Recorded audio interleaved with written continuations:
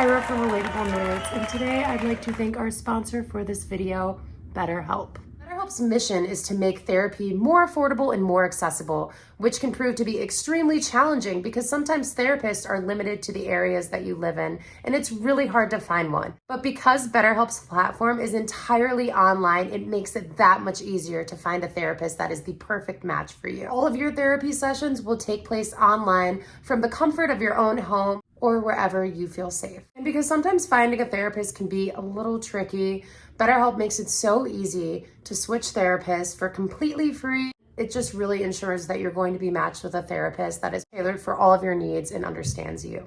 None of us really knew how to navigate the pandemic and coming out of it. It's been super hard returning to that normal life and finding a balance with everything. I feel like time has just been moving so incredibly fast, and talking to someone can be extremely helpful, especially when it's a third party, someone who doesn't know you, and someone who is purely there just to listen and offer the best advice possible to you. So if you're struggling, please consider online therapy with BetterHelp. Click the link in the description or visit betterhelp.com/relatablenerd. Clicking the link, of course, supports the channel, but it also gets you 10% off of your first month of BetterHelp. And thank you again to BetterHelp for supporting this channel. Hey guys, what's up? Welcome back to Relatable Nerds. I'm Ilsa. And I'm Kyra. Today we are watching the second trailer for Dune Part 2. We're so excited. We're big Dune fans. I think our original video that blew up on our channel was us reacting to Dune. We've read all the books, so we're super into this. We've been waiting a very long time for this part to come out just because it is 2 parts of the first book. It's gonna hit theaters November 3rd, 2023. Soon. Yeah, very, very, very soon. Summer's already halfway over. I know. This is getting depressing, but I'm excited. I don't know how to feel. I'm very 50-50 right now. Thinking back to those days, that Dune trailer is really what set our channel off. This trailer is going to be insane. This world is beyond cruelty. You've been fighting the Harkonnens for decades. My family's been fighting them for centuries. See him They were massacred. floating around. Amongst other things. My father didn't believe in revenge. We believe in Fremen. Let me fight beside you. Reload! Yes. Let's go, Zendaya. We've been waiting for Chani's takeover. We've been waiting. He said I got that. Thanks. I won't be fighting for him. I'm fighting for my people. You young pop. Aww. You believe in Paul. Bitter sons. The prophet. Why is that a bad thing? Use it. Because all my visions lead to horror. Because you lose Golden control. path ain't so golden. Because I gain it. Johnny, do you believe in me? We called her Chani. This looks like yes. Oh. Deal with this prophet. So gross. Your father.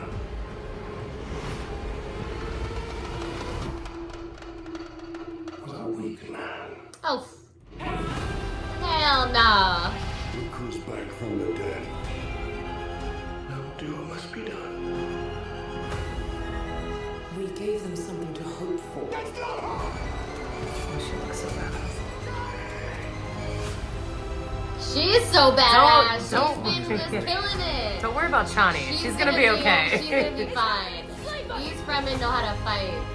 It's not a prophecy. It's a story. I don't care what you believe. I believe. Oh, God.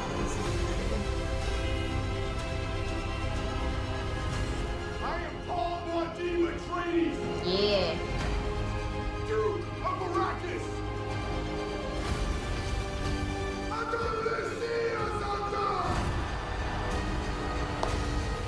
Amazing. He who can destroy a thing has the real control of it.